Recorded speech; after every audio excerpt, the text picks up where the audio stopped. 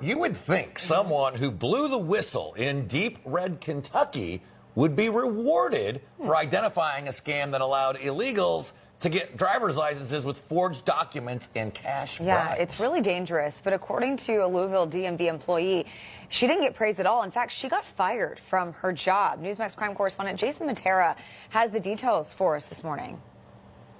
I want to clear my name, and I want my job back.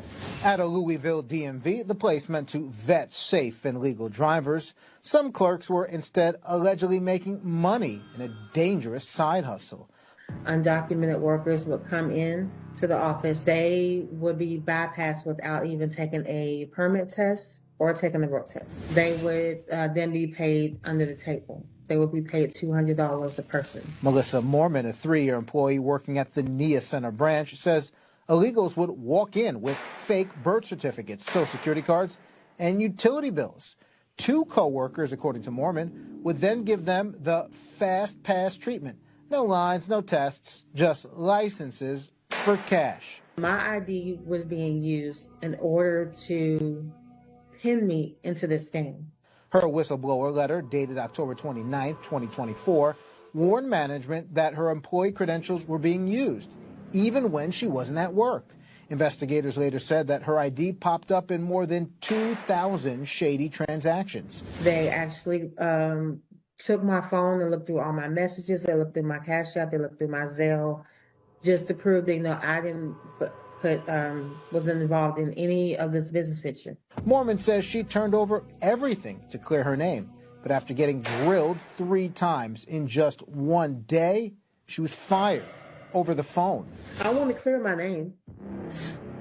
I want to let people know out there that I wasn't involved in any type of legal activity. Her attorney, Gary Adams, calls it textbook retaliation for exposing fraud and abuse of authority. And he's suing under Kentucky's Whistleblower Act. As soon as she tells them everything she knows, she gives them everything she can to exonerate herself, she gets fired. But instead of clearing her name, Melissa Mormon says she got branded the culprit. Why was this pinned on me for something that I didn't do? Mark Charlo, we did reach out to the Kentucky Transportation Cabinet to respond to these serious allegations, and they did acknowledge that there were at least 1,900 what they called irregularities, and those licenses were revoked. But they did push back on Mormon's claims. They said that she was a temporary employee and that they're flatly denying her allegations. They wouldn't elaborate any further, saying that this was an open criminal investigation involving various state and federal agencies. I like the phrase irregularities. 1,900 of them. Yeah, not good, especially if you're driving through Kentucky anytime soon. Maybe that explains our earth scam problems that we've seen. Yes. All right, Jason Matera. Hello, fam. I hope you guys are all doing well. Grab your tea, your coffee, or whatever gets you through the chaos, because this story out of Kentucky, it's got whistleblowing, retaliation, and a whole DMW side hustle that sounds like it was pulled out of a Netflix corruption documentary. So let's just dive into the rest of the video and we'll be back for more commentary. What was going on? The undocumented workers would come into the office in groups. They would provide them either permits or driver's license illegally. So they were bypassed without even taking the test. How much? $200 a person. Up to 5 times a day, she says. Was this an everyday thing? Almost, yes.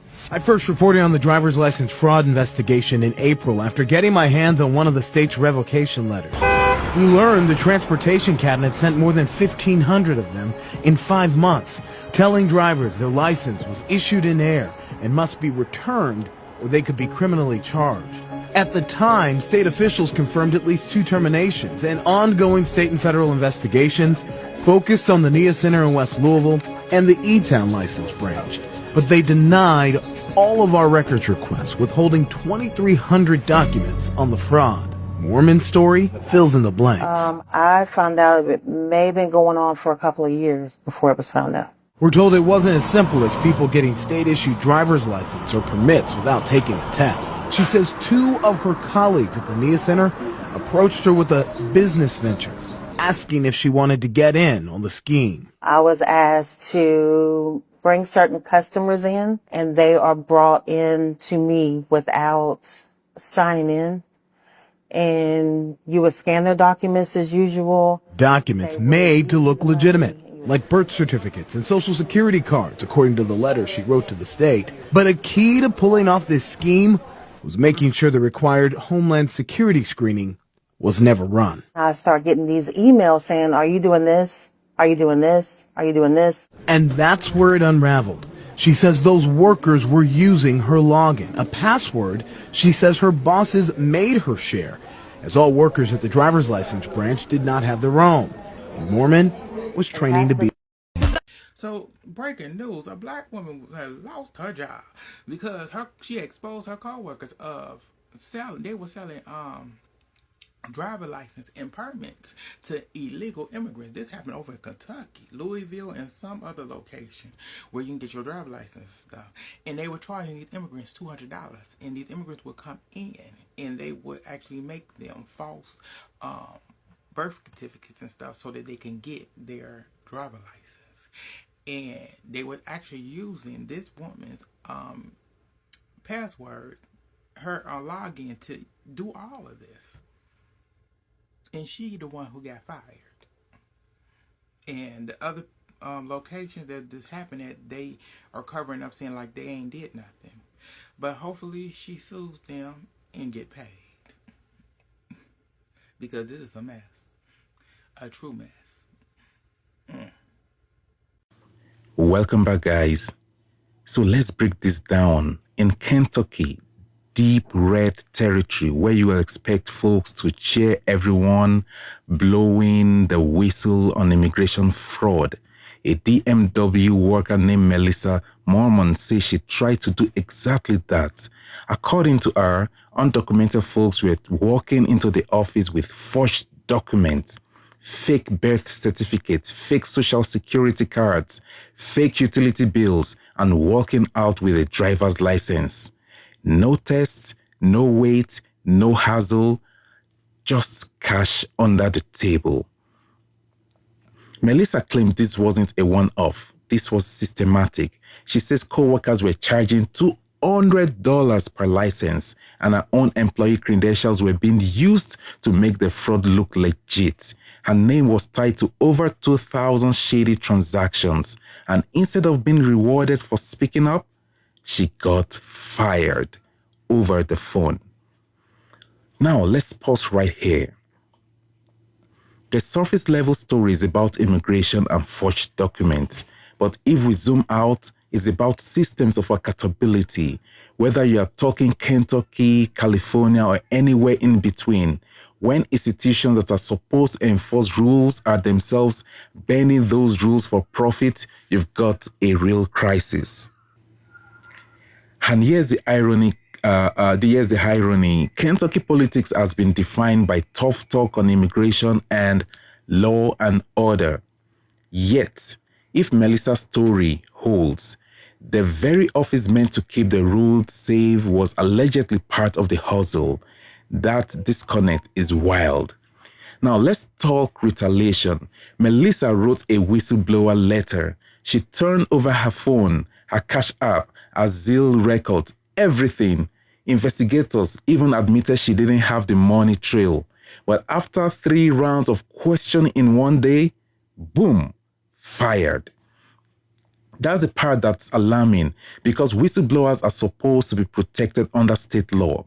If this is textbook retaliation like a lawyer claims, then this case is bigger than one DMW branch. It's about whether institutions punish people for pointing out corruption. And if that's true, the message is chilling. Stay quiet or lose your livelihood. Now, the Kentucky Transportation Cabinet admits there were nearly 1,900 irregularities in licenses, and they did revoke them. So there's something there. But when it comes to Melissa's story, they have brushed it off. They said she was just a temporary employee. They flatly deny her allegations and hide behind the line, open criminal investigation. Which, let's be real, is bureaucrats speak for. We are not talking until we absolutely have to. What this case reveals is a contradiction at the heart of American politics right now. On one hand, you've got strong rhetoric about cracking down on undocumented immigrants. On the other hand, the systems that are supposed to enforce those rules are sometimes compromised by the very people inside them, because profit talks louder than policy. It also exposes how fragile whistleblower protections can be in practice.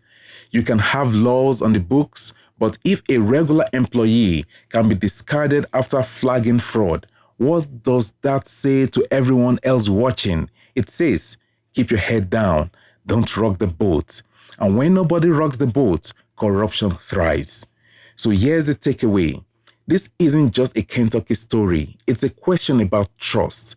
Trust in institutions, trust in accountability, and trust in whether whistleblowers will actually be protected when they put their necks on the line. Melissa says she wants her name cleared and her job back. Whether she gets it or not will tell us a lot about whether Kentucky values integrity or whether it values silence. And for the rest of us, it's a reminder. Democracy isn't just about how you vote. It's about how systems respond when somebody says something isn't right here. So guys, stay sharp, stay questioning, and as always, take care of yourselves out there. So from Echo Room Vibes, peace out.